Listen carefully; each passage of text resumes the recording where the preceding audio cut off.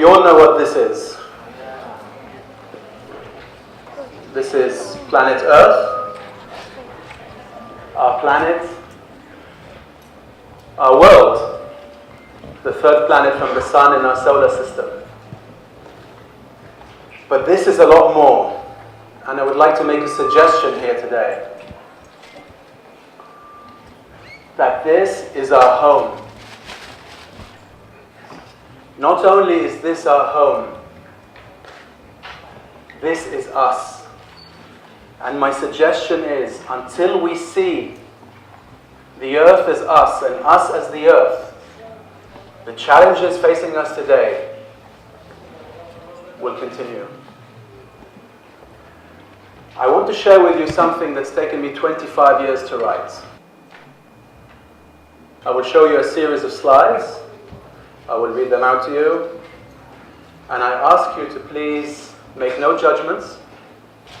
Read and listen with an open heart and an open mind. I will then ask you to close your eyes for about 30 seconds.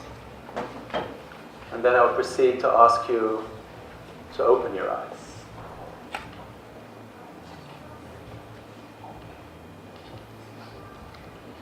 You are deeply concerned about the state of our world.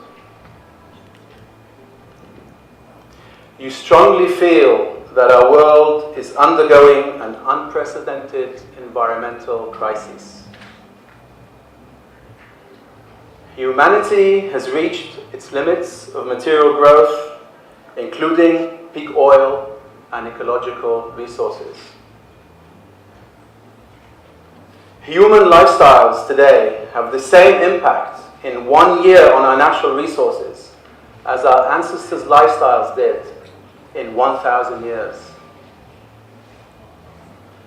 We are living through an unprecedented mass extinction period.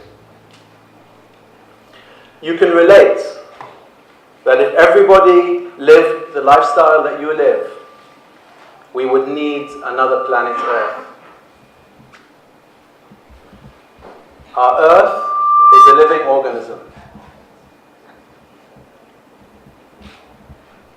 The Earth is not dying.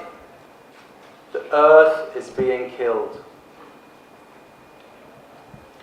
The production of meat, fish, and dairy is a serious cause of global pollution, suffering, and misery. There is no culture left in mainstream agriculture. You are what you eat. Cheap food is a crime. One day, industrial farming will be frowned upon in the same way human slavery is now frowned upon. You're disillusioned with most governments and institutions. You mostly don't believe what you hear or read in mainstream media. You tend to watch less TV.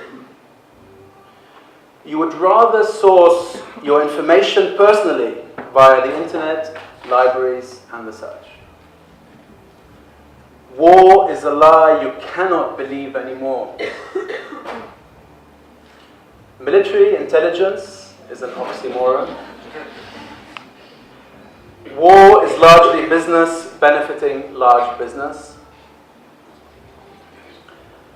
You're a conscious consumer. You care about cultural and social initiatives as a matter of principle. You support more feminine leadership. You support women's issues such as equal rights, education, family, and childcare. You tend to read the labels and lists of ingredients on products before purchasing them. You're willing to pay more for the following: organic food, fair trade and ethical products, alternative medicine, green energy, sustainable infrastructure, and progressive education. You like to support NGOs and charities with time or money. You're aware of the power you have as a consumer to impact change. The global economic business as usual system does not work anymore. You don't believe money can solve your problems and needs or the world's problems and needs. Bringing the economy back to normal is not in the interest of humanity and the planet. GDP and other such measures of economic growth are not true indicators of wealth and well-being. Material success does not mean happiness. It's not really about the economy, but really about ecology. You're deeply saddened when you see images of forests being burned and large-scale environmental destruction. You see rubbish when you go hiking or visit nature, and this pains you. You recycle as a matter of habit and principle and feel disturbed when you see recyclables go into rubbish and bins. You care about what you put in your body, on your hair, and on your skin. You care about what you put down your drain and sink. You believe that water is sacred and the source of life and should be treated with respect. You're willing to change your lifestyle and income to counterbalance our planetary crisis. You lead a life of voluntary simplicity. By acting locally, you are thinking globally. You believe that one person, perhaps yourself, can change the world. By changing yourself, you are changing the world. The heart is smart. You're optimistic and proactive by nature. You're comfortable taking the path less trodden. You use your intuition and gut feelings to make decisions. You're comfortable with letting go and going with the flow. Having no plan is often the best plan. You have had a spiritual or Zen experience before. You have a daily practice such as yoga, meditation, tai chi, or a similar whole mind-body practice. You believe in the sixth sense and that humans possess extrasensory perception. You are a spiritual being having a human experience. The mind and the body are not separate, rather they are deeply interconnected. Our genes, DNA, and cells are not selfish, but rather altruistic. Material science and medicine have already run their course. Our current institutions of education, health, business, and industry are mostly outdated and do not serve a sustainable future. Indigenous cultures have a lot to teach us. The basis of nature is cooperation and democracy, not competition. You believe in one universal creative intelligence that permeates all of creation. We are all connected on a deep quantum level.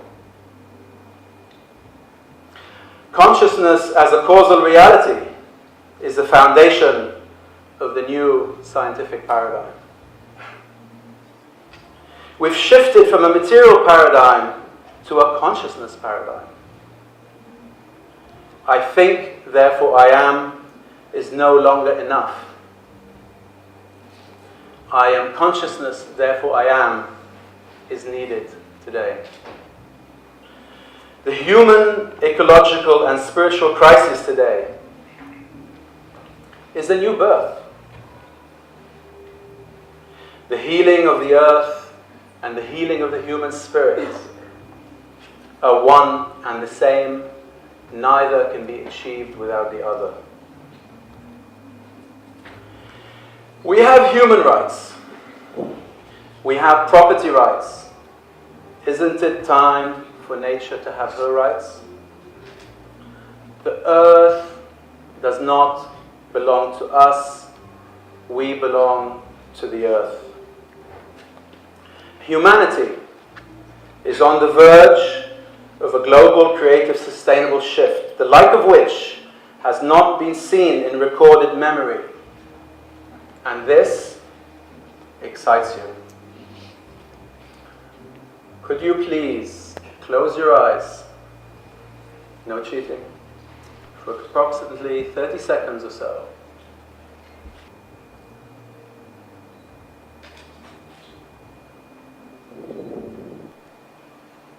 You may open your eyes.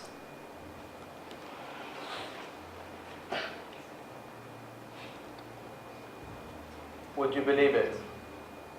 Would you believe that well over 500 million people who share a similar worldview? You are not alone.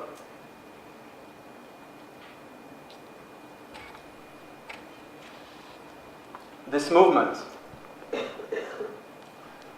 is our history's largest movement ever recorded or ever known. It does not have leadership. It does not have religion. It does not have dogma. It does not have demographics. It does not have social status. It does not have ethnicity. And this movement that is growing exponentially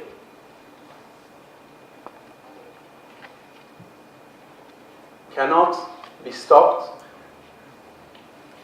because there is no Martin Luther King to assassinate. There is no Mahatma Gandhi to kill. There is no country to bomb. This movement is made out of people like you and me that are not powered by force and arms and bombs and guns, but are powered by knowledge, love, and understanding, and an innate nature to really make a difference, to creatively and sustainably create what we deserve to have on this beautiful planet of ours.